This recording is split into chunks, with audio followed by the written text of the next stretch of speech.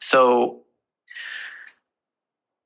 process philosophy is an alternative way of orienting towards these forms. It's an alternative proposal that I think avoids the extremes of both reductive materialism, but also transcendent idealism.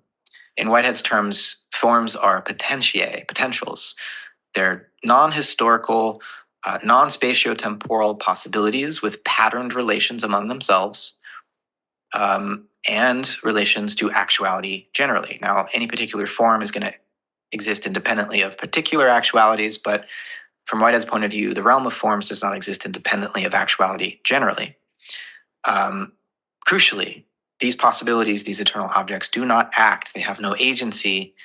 They are not efficient causes in Whitehead's scheme.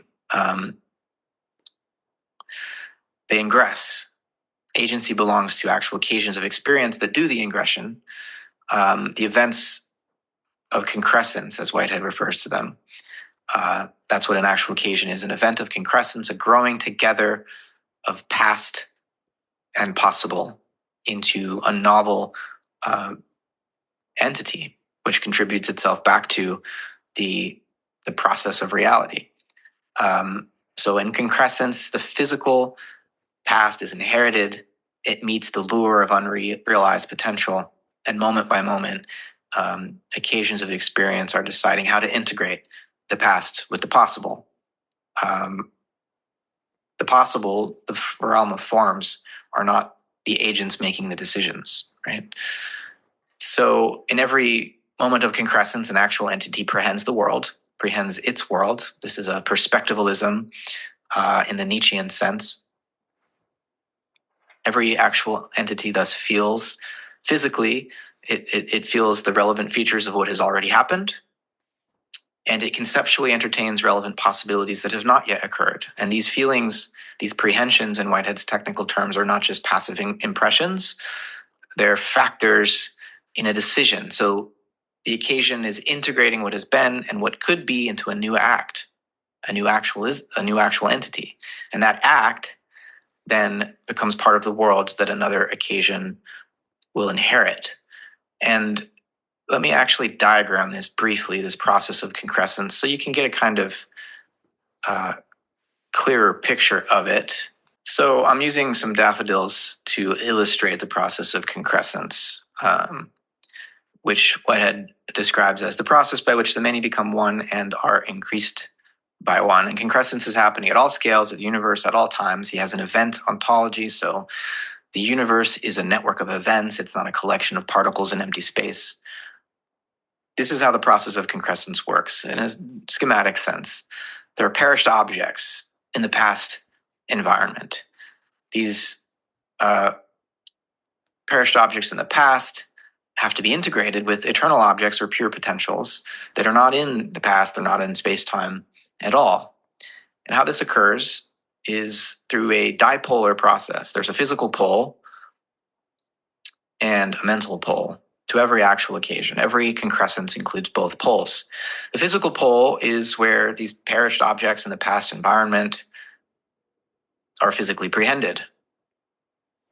This is what Whitehead calls the objective data of a concrescence. The subjective data is then integrated into a subjective form, which is the subjective response, the affective response, the emotional tonality that arises in the occasion as it integrates the past. There's then a subjective aim that's helping to guide the integration of these many prehensions from the past. And in the mental pole, there are these pure potentials, these eternal objects that ingress to help realize that subjective aim. Now, novelty is introduced as a result of the ingression of these pure potentials that were not yet in the physical pole, not yet in the past environment. If there were no ingressions of pure potentials, every concrescence would simply repeat what occurred in the past, repeat what is felt in the physical pole. But in the mental pole, novel potentials are ingressed. Now, every concrescence, every actual occasion, Whitehead says, feels the entire infinite realm of eternal objects. All possibilities are felt, but the vast majority are negatively prehended, which is what this scissor is doing cutting the strings that the prehensions, conceptual prehensions. This is what Whitehead calls negative prehension. Most of the possibilities are backgrounded and ignored, and each concressing actual occasion is drawing on only those possibilities that are relevant to its own subjective aim. Right, so those possibilities are negatively prehended. At the end of this process of the growing together of the various subjective data in the physical pole, lured by the subjective aim, a satisfaction is achieved. And this is all experiential for Whitehead. He is a pan-experientialist. Mind goes all the way down in the sense, again, that every concrescence, whether it's associated with an electron or a photon or a dolphin, has a mental pole, has this subjective aim, subjective form, subjective aim, and a satisfaction. And it's this moment of satisfaction where the many become one and are increased by one. A subjective point of view is achieved, but immediately perishes to become what he calls a superject. And this superject then becomes part of the objective data to be inherited by the next round of concrescence. It gains objective immortality in that sense. And so concrescence is an iterative, cumulative process whereby novelty is produced, but continuity with the past is maintained, right? That's a crash course in Whitehead's metaphysics of concrescence.